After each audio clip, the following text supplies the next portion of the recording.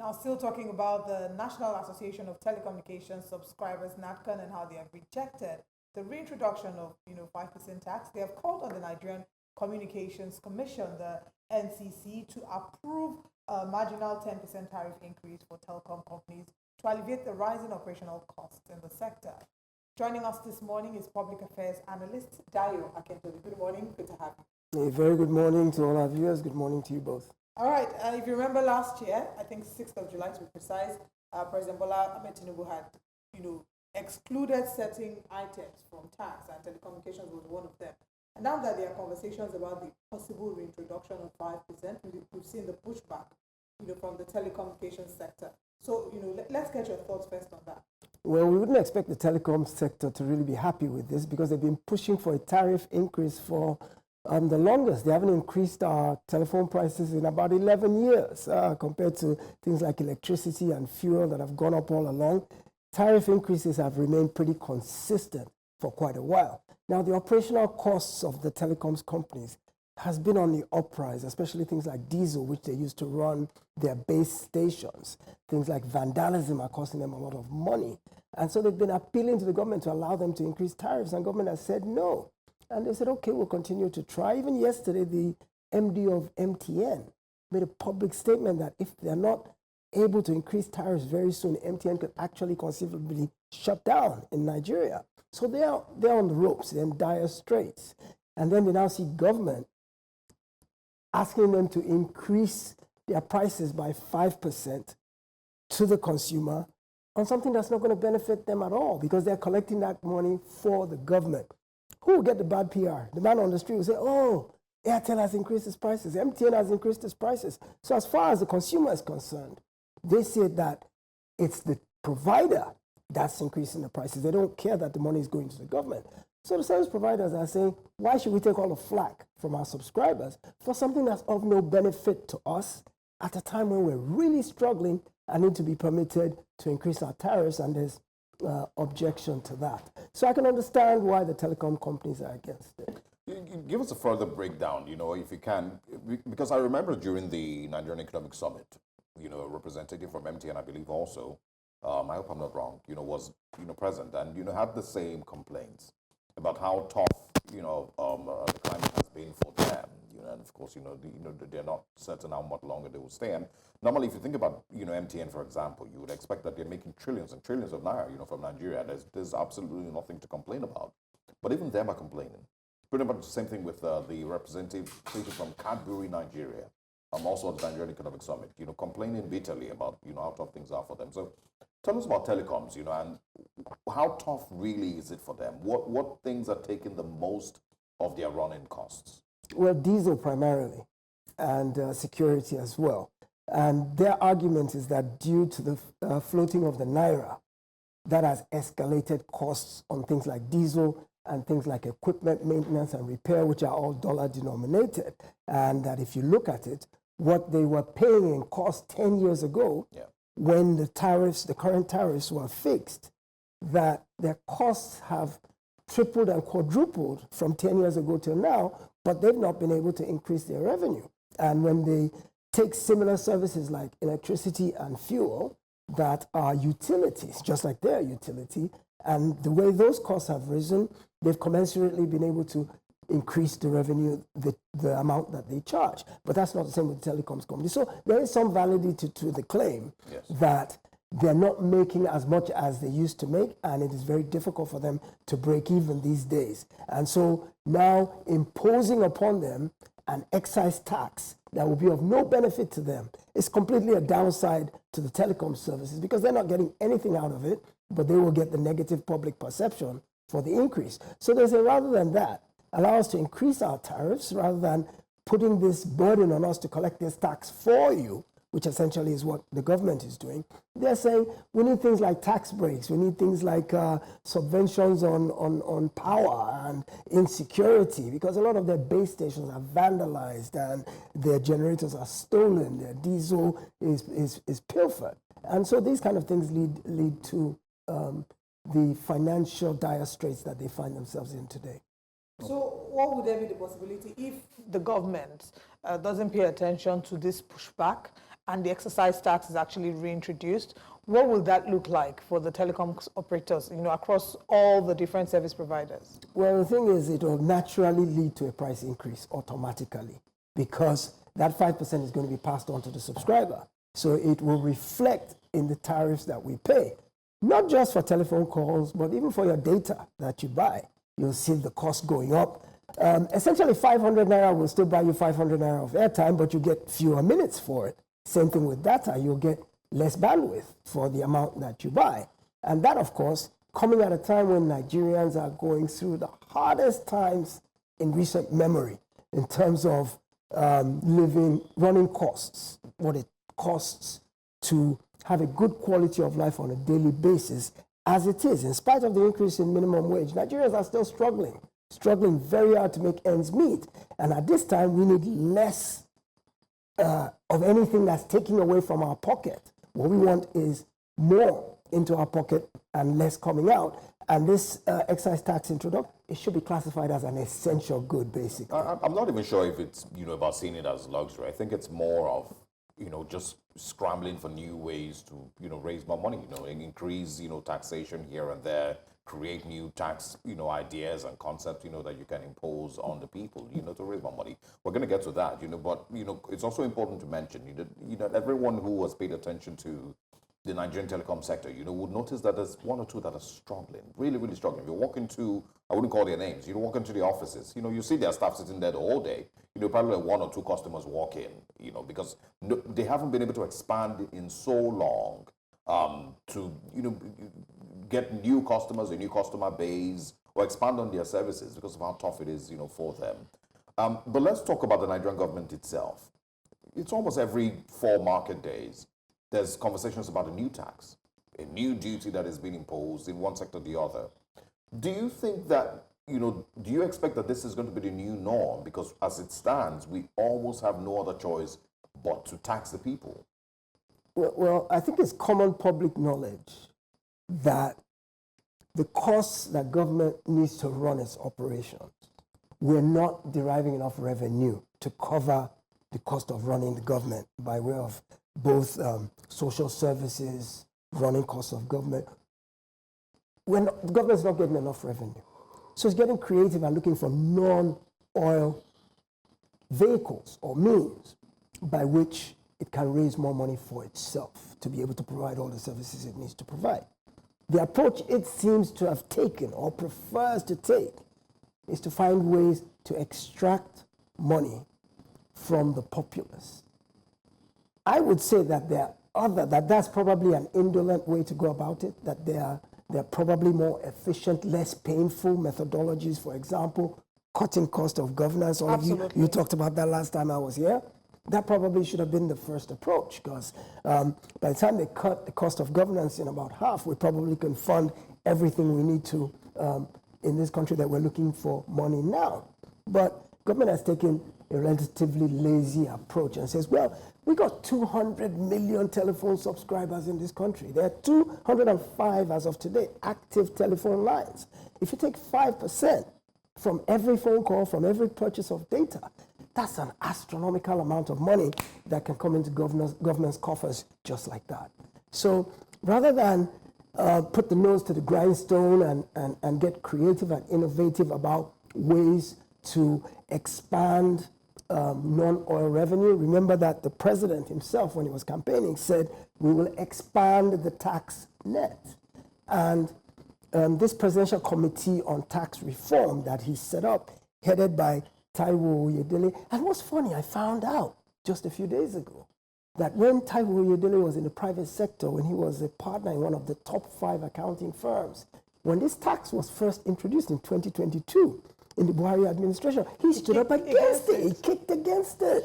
And he said, no, the timing is wrong. It'll put hardship on the people in 2022. So what has changed between then and now? Yeah, but look at where we were in 2022 and where we are today we're in 10 times worse shape today than we were when he kicked against it. And here you find his committee recommending it to pass now. So what exactly has changed? Is it political? Is it that he's affiliated to the incoming administration? And then again, something else that befuddles is that when it was brought up in 2022, The immediate past Minister of Telecoms, Issa Pantami, fought against it, fought tooth and nail against it, saying that the industry couldn't afford it, the industry would collapse. And he went to President Buhari and got it stepped down. This government came in, and President Tinubu had to put it aside in 2023. And it shows that there's policy inconsistency, because if the previous administration had already said, okay, this is a bad idea, we're not doing it, and they killed it completely. Now we've got a new administration in the same party. Imagine if we're a different party. Part of Nigeria's problems is we take 2 steps forward and we take 3 steps backwards, because a policy that's already been analyzed to be of negative benefit and has been stepped down by an administration gets reintroduced by the next administration of the same party. So part of Nigeria's problems is policy somersaults, because there's no consistency. I remember just a few days ago, there was the talk about the Red Line, the train in Lagos, and how during the previous administration, the immediate past governor of the state had essentially stalled the progress of the Blue Line that was started by his predecessor. So I think part of our developmental problems is the fact that there's no continuity in governance. Especially what makes it all the more egregious is when you have the same party. And the same party that part of their campaign was that they were going to consolidate on the work that was done by the previous administration, seen as they're from the same party. Since we've started talking about tax, the Presidential Committee on Fiscal Policy and Tax Reforms have introduced the personal income tax bill, or they are seeking to introduce it, and that would sort of change how taxation is being done here, the consolidated revenue allowance, and then give 25% tax to those who are earning above 50 million annually. What would this mean for, first of all, I think the question is, who is the target? They would argue oftentimes that Nigeria doesn't have any middle class anymore. Do you think that the middle class would be the ones to suffer this tax bill, should it fly? And what will this mean for Nigerians? Well, part of the carrot that's been put out in that tax bill is the fact that the very low-income people will be exempted from tax. Now, in most industrialized countries, the very wealthy generally pay more tax to subsidize the less capable. I think that's what this tax reform bill is trying to achieve. I thought it was 100 million, you said 50, but I thought that what the bill recommends is that those who are earning 100 million and above have to pay 25% in tax out of that income. Well, there's a moral argument that has raged over the ages, where some people say you can't penalize achievement, that what you do when you make people who have through their entrepreneurial bent and creativity, generated a lot of wealth. If you penalize them by making them pay more to subsidize those who probably had the same opportunities but didn't do as well, what it does is it discourages entrepreneurship. It creates more opportunities for people to take their money offshore and go and hide it in tax havens. There's tax avoidance schemes. People will start getting creative because they think it's unfair for their success to be penalized. However, on the other side of the argument, and like I said, it's raging even in the industrialized countries, is, so how about those who genuinely didn't have the same opportunity as those who made it, those who really need a leg up, who need assistance? Where do they get it from? Who is that? Who is that that's capable to be? So there's income redistribution all over the world, generally, where those who are well off subsidize those who are less well-to-do. You look at the issue of this subsidy, for example, fuel, where they said it was benefiting only a few of the rich people and that the poor people were not getting anything out of it, but the poor people were the ones taking more public transportation, and they were the ones who were actually benefiting more from cheap fuel, but it was the rich that were paying for it. So it just depends on how you look at this issue of taxation generally. The idea behind taxation, a lot of times it's not properly implemented, is that if we all pool our resources together, the unit cost of buying social services drops, as opposed to if we're buying it individually. You in your house, you're paying for your gate man, which is your security. You are paying for your own water, which is your borewell. You're paying for your own electricity, which is your generator. If you, me, and Olive put our money together and bought all three of those services in bulk, to share, our unit cost will drop. That's the whole purpose of taxation. Which does make sense in Absolutely. a situation where the citizens do feel like this taxation is fair. I think that part of the argument would be that, okay, if they bring up the UK, for example, where they say you're taxed for almost everything, for water, for even using the television, for you want to park your car, you want to drive your car, you have to pay different tolls, different tax rates. But then the people, Nigerians will tell you that the quality of life there cannot be compared to the quality of life that they have here. So whilst in no way are we discouraging people from paying tax, it's important to pay tax. But what can the government do to encourage Nigerian citizens to pay tax? Because, like I mentioned earlier, people just feel like, I'm paying tax to what, and I'm not seeing what my money is doing. There's a trust deficit because over the years, government has never really done what it should do with taxes. So it's trying to put the cart before the horse by saying, pay your tax, trust me, I'll do the right thing with it. And people are saying, no, do the right thing first before we pay our taxes because you've disappointed us so many times in the past.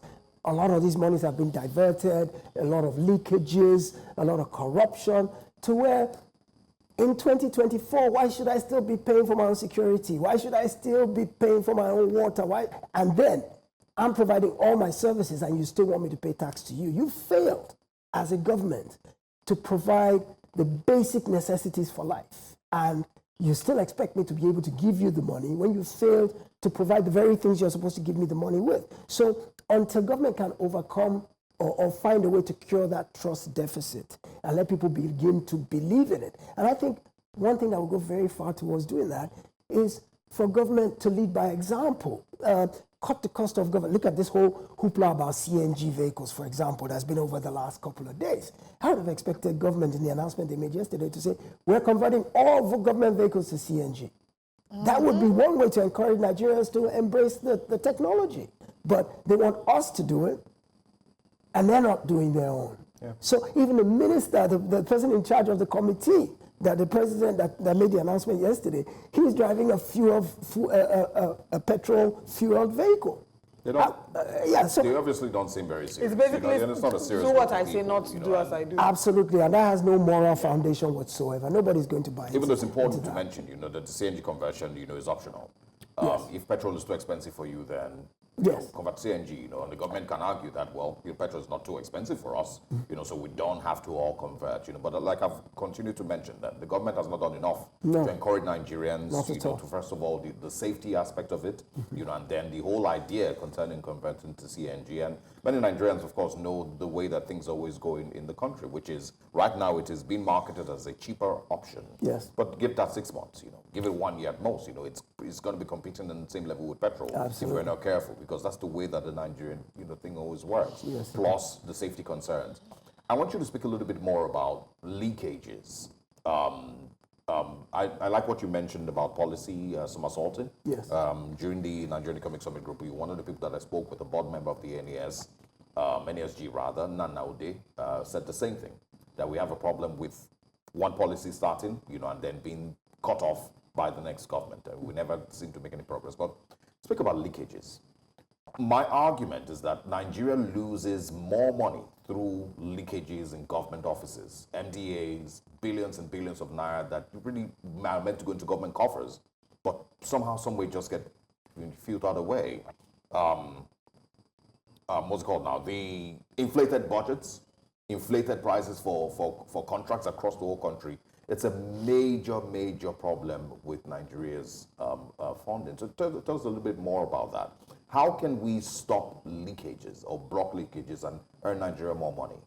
Well, I would have thought that agencies like the EFCC and the ICPC, that their focus should more primarily be on areas of government revenue that is finding its way into other sources outside of government coffers, which is a big problem. When we keep talking about cutting the cost of governance, everybody's initial focus is, don't buy a presidential jet, reduce the number of vehicles in your convoy, consolidate some of the ministries. Before we even get to physical cuts, if we could find a way to stymie the illegal outflows of government revenue, I'm sure we would save a lot more than what we could save even just from consolidating ministries and reducing running costs. I think the biggest drain on Nigeria's revenue is the illicit flows of government revenue that is not finding its way into government accounts. I completely agree with that. And it's been a hydra-headed monster for decades that many administrations have failed to address. I think the political will just is not there because I think our political class themselves are in office primarily for the leakages. I think public service is a very secondary objective to the majority of those administering our country. I don't think that, therefore, there is a clear pathway or a clear, strong desire to address the notion. I mean, I would say that the ones who are there, actually the ones who are playing the bigger role in contributing to the drain. So it goes against the very notion of what their purposes are for them to take on this monster and really fight it to the ground. So there'd have to be a whole-scale change in orientation, perhaps a whole-scale change in those who are holding the suffrages and running public offices, which goes back to the electorate itself in terms of those we appoint or elect to lead us. Okay, I think my final question would be going back to the conversation that began all of this, the National Association of Telecommunication Subscribers and companies of Nigeria. Now that the 5% excise bill might be reintroduced, you mentioned how in the past administration, the minister fought against it, fought tooth and nail. Do you see that happening here again, or is it something that it's a Kesera situation, nothing can be done about it? Well, the telecoms people have said they're going to go and see the minister, Bosun Tijani, to essentially appeal to him to step in for them. The way I see it is, in this administration, looks like there's no coordination between the different sectors. Before this kind of a tax was proffered at all, the different stakeholders should have been engaged. I mean, this is a telecoms tax. The telecom stakeholders, I'm not sure they were carried along. The tax reform committee who put it forward, how much did they know about the reality of the telecoms sector at this time? Did they sit down with these people and discuss? Did they look at the history to know that this was shelved before in the past? I think that the overriding philosophy of this government is to generate as much non-oil revenue as is possible. So I'm not sure how easy it will be to turn this back, even though when you consider the cybercrime levy, when there was an outcry, they stepped it down. But guess what? It's back in this reform bill as well. Again, we're probably going to see that cybercrime levy in this new tax act of 2024. So the odds are not very good because I think this government desperately does want to find other ways to raise revenue. And once they've locked onto a particular way of getting money, they usually stay the course.